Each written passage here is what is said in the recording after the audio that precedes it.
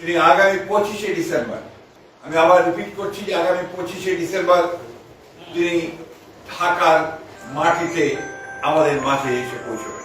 আমাদের দলের ভারপ্রাপ্ত চেয়ারম্যান, কোটি কোটি মানুষের সবচেয়ে প্রিয় মানুষ, যিনি দীর্ঘ প্রায় 18 বছর ধরে নির্বাসিত অবস্থায় রয়েছেন এবং বিগত প্রায় 1 যুগ ধরে তিনি গণতান্ত্রিক আন্দোলনকে নেতৃত্ব দিয়েছেন এবং আমাদের দলকে নেতৃত্ব দিয়েছেন এবং আমাদের যে গণতন্ত্রের উত্তরণের যে ছাত্র গণ অভ্যুত্থানের নেতৃত্ব দিয়ে আমাদেরকে সাফল্যের দ্বার প্রান্তে পৌঁছে দিয়েছেন।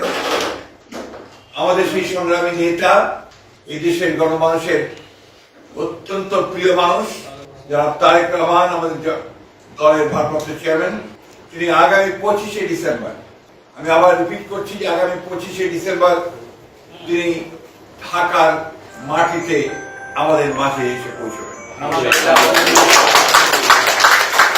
আমরা আমাদের দলের পক্ষ থেকে, সকলের পক্ষ থেকে আমরা তার এই আগমনকে শুধু স্বাগত নয়, আমরা আনন্দের সঙ্গে আমরা সমগ্র জাতিকে জানাতে চাই।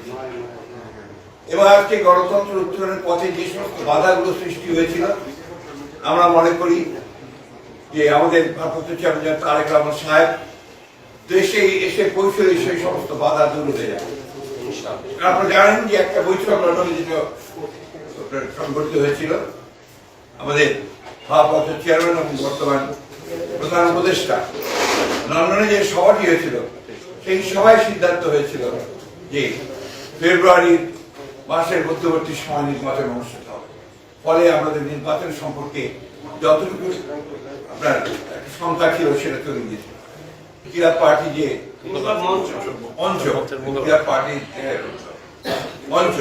মঞ্চের সম্ভাব্য প্রার্থী তিনি গুলিবিদ্ধ হয়েছেন, এটা আমরা সাথে সাথে আমাদের ভারপ্রাপ্ত চেয়ারম্যান মহোদয় কন্ডেম করেছেন, পার্টির তরফ থেকে স্টেটমেন্ট দেওয়া হয়েছে, আমিও বলেছি। আমরা এটাকে সাথে সাথে নিন্দা জানিয়েছি এবং অতি দ্রুত যারা এই চেষ্টা করেছে অথবা গুলি করেছে তাদেরকে বের করে তদন্ত করে তাদেরকে আইনের আওতায় আমাদের আমরা বলেছি।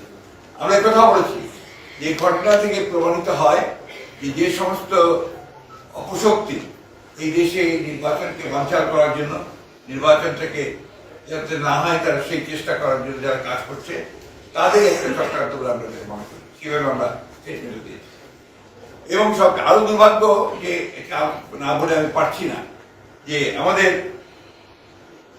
সিনিয়র একজন স্ট্যান্ডিং কমিটির সদস্য মির্জা আব্বাস সাহেব, দীর্ঘকালের একজন আমাদের এই বিএনপির আমাদের নেতা, তিনি ওই আসনে তিনি একজন প্রার্থী। তিনি স্বাভাবিকভাবেই একজন রাজনৈতিক নেতা হিসেবে তিনি সহানুভূতি দেখার জন্য সাথে সাথে ছুটে দিয়েছিলেন। দুর্ভাগ্যক্রমে সেই দলের কিছু ব্যক্তি, কিছু সমর্থক, আরো কিছু আপনার চক্রান্তকারী, তারা সেখানে সমবেত হয়ে উত্তেজনামূলক স্লোগান দেয় এবং এক পর্যায়ে তারা একটা মব সৃষ্টি করার চেষ্টা করে, যেটাকে আমরা তীব্র নিন্দা জানাচ্ছি এবং হুঁশিয়ার করে দিতে চাই আমরা সকল পক্ষকে।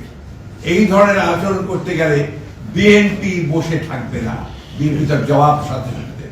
আমরা খুব পরিষ্কার করে বলতে চাই যে আমরা কোন রকমের কোনো গোলযোগ চাই না, কোনো সন্ত্রাস চাই না, কিন্তু বিএনপির উপরে কোনো আঘাত আসলে বিএনপি কখনোই কিন্তু সেটাকে আমরা সহজভাবে নেবে না এবং তার কিভাবে জবাব দিতে হয় বিএনপি সেটা জানে। আমি তাই বলবো, এই সমস্ত মব সৃষ্টি না করে, উত্তেজনা সৃষ্টি না করে, নির্বাচনের পরিবেশকে বিনষ্ট না করে সবাই যেন তাদের যেটাকে আমরা বলি যে ফিরে আসে, তাদের সম্বিত ফিরে আসে এবং নির্বাচনে কিভাবে সুষ্ঠু হবে সেই কাজটা করার চেষ্টা করে। না হলে যেটা হবে সেটা হচ্ছে গণতন্ত্রের উত্তরের পথ ব্যাহত হবে, গণতন্ত্রের যাত্রা ব্যাহত হবে।